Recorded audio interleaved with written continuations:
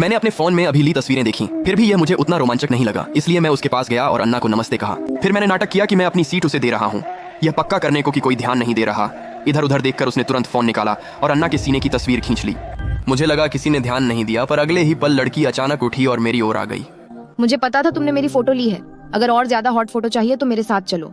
मैं ये मौका नहीं छोड़ना चाहता था, इसलिए मैं जल्दी से उसके पीछे चल पड़ा। फिर मैं उसके साथ उसके घर गया। ऐना ने कहा कि वो शॉवर लेगी और अभी लौट आएगी। मैं उम्मीदों से भरा बिस्तर पर लेटा था, तभी अचानक कैमरा पकड़े एक आदमी अंदर आ गया। कपड़े उतार दो।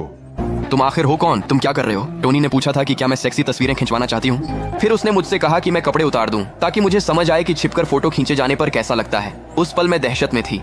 मैं सच में सब समझाना चाहती थी, लेकिन टोनी मेरी बात सुनना नहीं चाहता था। उसने मुझे धीरे धीरे खिड़की की ओर धकेला। कहीं जाने की जगह नहीं थी, इसलिए मुझे उससे कूदना पड़ा। मुझे लगा सब खत्म है, लेकिन मेरा फोन अभी भी वहीं घटनास्थल पर पड़ा था। मैं अभी लंगड़ाते हुए घर पहुंची ही थी कि दरवाजे की घंटी बज गई। दरवाजा खोला तो टोनी को देखकर मैं डर से जड़ हो गई। मैंने बंद करने की कोशिश की, लेकिन टोनी बोला कि वह बस मेरा फोन लौटाने आया है। सच्चाई जाने बिना मेरी माँ ने टोनी को अपने जन्मदिन की पार्टी में प्यार से बुला लिया। हालांकि मैं उसे हर हाल में रोकना चाहता था। टोनी तब तक घर के अंदर आ ही चुका था। डिनर टेबल पर मैंने धीरे से पूछा कि उसे सच में क्या चाहिए। टोनी ने मैसेज में जवाब दिया। उसने कहा कि मैं अपनी ही माँ की स्कर्ट के नीचे से चुपके से फोटो खींचूं। मैंने टोनी से पूछा कि वह क्यों चाहता है कि मैं अपनी ही माँ की चोरी छिपे तस्वीरें खींचूं। उसने कहा कि वह ऐना का पिता है। मैंने उसकी बेटी की छिपकर तस्वीरें ली थीं, इसलिए वह बदला लेना चाहता था। तो उसने मुझसे कहा कि मैं चुपके से अपनी माँ की फोटो ले लूं, ये तो मेरी माँ है। तुमने मेरी बेटी के साथ ऐसा किया, बदमाश। फिर ध्यान से सुनो, या तो तुम तस्वीर लो या अपने माता पिता के सामने स्वीकार करो। उस पल मैं दुविधा में था। फिर मैं मेज के पास गया। टोनी ने मेरे कंधे पर जानबूझकर जोर से थपकी दी। मैं घबरा गया। मुझे नहीं पता था क्या करूं, फिर भी समझ गया कि मैं अपनी माँ को चोट नहीं पहुंचा सकता। मैंने सच बताने का फैसला किया।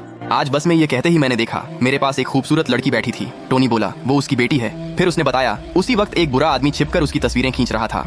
आपका बेटा, उसने उसे पकड़ लिया और उसे सबक सिखाया। उसने मेरी बेटी के सम्मान की रक्षा की। मुझे उम्मीद नहीं थी कि टोनी मुझे बेनकाब करेगा। इसके बजाय उसने मुझे हीरो का सम्मान दिया। मैंने उससे पूछा कि उसने मुझे क्यों नहीं बेनकाब किया। उसने कहा कि मुझे अपनी गलती का एहसास पहले ही हो चुका था और मैं जिम्मेदारी लेने के लिए बहादुरी से आगे आया था, क्योंकि गलतियां करना डरावना नहीं होता। डरावनी बात यह है कि बदलाव से इनकार करना और जिम्मेदारी लेने की हिम्मत तक न होना।